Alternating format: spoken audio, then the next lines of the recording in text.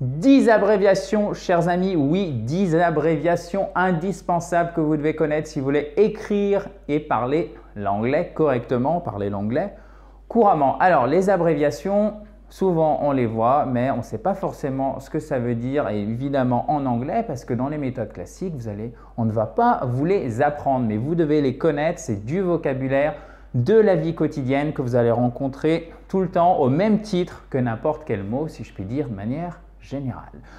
Good morning everyone, my name is Adrian from ispeakspokspoken.com. Bonjour à tous, je suis Adrien de ispeakspokspoken.com. Alors, petite note avant, faites bien attention. Alors, vous voyez qu'il y a déjà des écritures, j'ai entouré puisque je viens de tourner cette vidéo, mais évidemment, j'avais oublié de brancher le micro correctement, donc il n'y avait pas de son.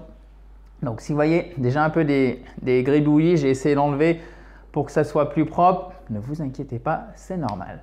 Donc, abbreviation, comme vous le voyez ici, ça c'est en français. Abbreviation en anglais, ça s'écrit avec 2 B.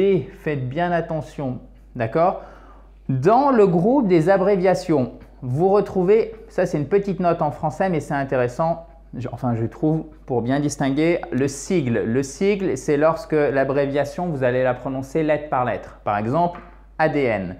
Et l'acronyme, qui est au même titre que le sigle, une abréviation, qui fait partie des abréviations, c'est une abréviation qui sera prononcée comme un mot, donc de manière syllabique. Par exemple, OTAN, qui est l'organisation du traité de l'Atlantique Nord. Pour la petite note, en anglais, ça se dit NATO. OK? Et ça signifie organisation du traité de l'Atlantique Nord, North Atlantic Treaty. Ça c'est un A. Organization. Voilà. Ça c'est pour la petite note de culture générale.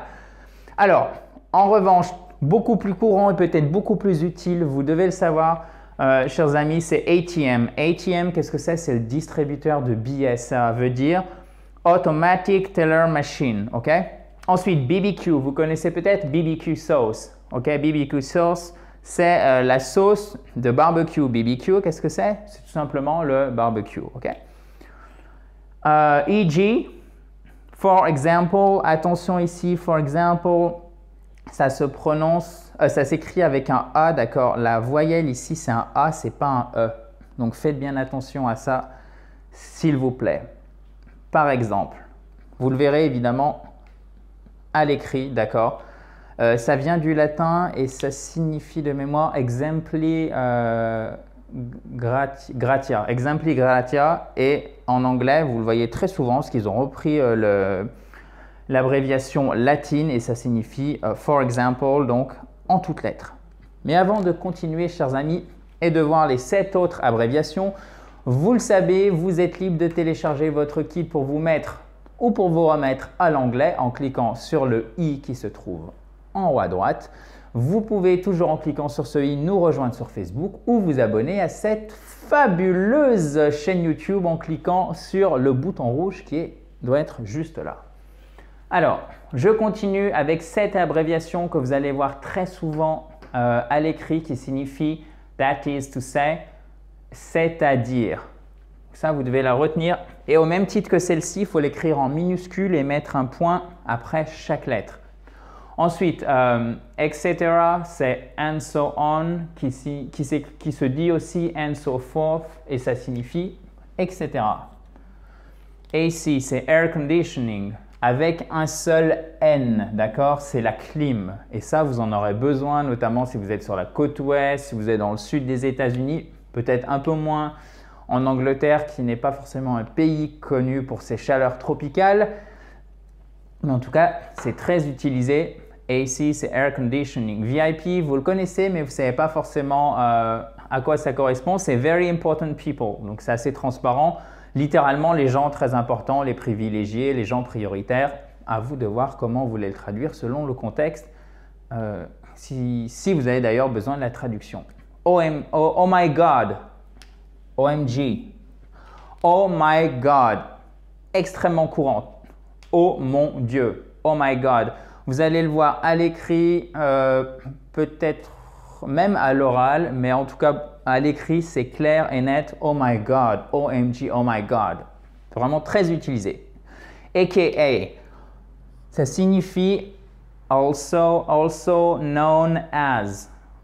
Aussi appelé. Par exemple, Adrian, aka the English teacher. Donc Adrien, aussi appelé le prof d'anglais. Très utilisé dans la culture, je dirais, urbaine, notamment le hip-hop, le rap, etc. Mais de manière générale, si vous avez regardé des films, des séries, peut-être que vous êtes tombé sur ce terme ou dans des articles de journaux bien utilisés. Cet acronyme, Rest in Peace. Alors, j'aurais pu finir la vidéo sur une note peut-être un peu plus joyeuse, mais vous allez le retrouver très souvent, c'est paix à son âme. Vous voyez? Alors, je me doute que vous en connaissiez déjà quelques-uns, mais il y en a qui sont vraiment extrêmement courants. Je pense à Oh my God, je pense à Automatic Teller Machine, ATM. On ne sait d'ailleurs pas forcément ce que ça veut dire, mais même de manière générale, toutes celles que je vous ai sélectionnées, c'est vraiment si vous voulez parler de l'anglais, comprendre, écrire de l'anglais pratique de tous les jours que vous ne trouverez pas forcément dans les méthodes classiques et académiques. Donc, regardez-les. Peut-être que vous n'avez pas envie de les apprendre par cœur, ce que je comprends évidemment tout à fait. Vous n'êtes pas obligé de savoir que ATM, ça veut dire Automatic Teller Machine. Mais au moins savoir que ça veut dire distributeur de billets. Donc, le connaître passivement, là, ça va être vraiment intéressant pour vous. D'ailleurs, si vous êtes anglophone ou même évidemment si vous n'êtes pas anglophone et si vous pensez que j'ai oublié une abréviation qui vous semble vraiment indispensable dans la vie de tous les jours en anglais, vous pouvez me le mettre juste en dessous de la vidéo. Si vous avez d'ailleurs la moindre remarque, le moindre commentaire, ne vous gênez pas pour faire exactement la même chose. Quant à moi, je vous quitte. On se retrouve dans une prochaine vidéo. Mais avant de partir, chers amis, sachez que vous êtes libre de télécharger votre kit pour vous mettre ou pour vous remettre à l'anglais en cliquant sur le i en haut à droite. Vous pouvez aussi nous rejoindre sur Facebook ou vous abonner si ce n'est pas encore fait à cette fabuleuse chaîne YouTube en cliquant sur le bouton rouge qui est juste ici. Thank you very much, guys. Talk to you soon. Bye bye.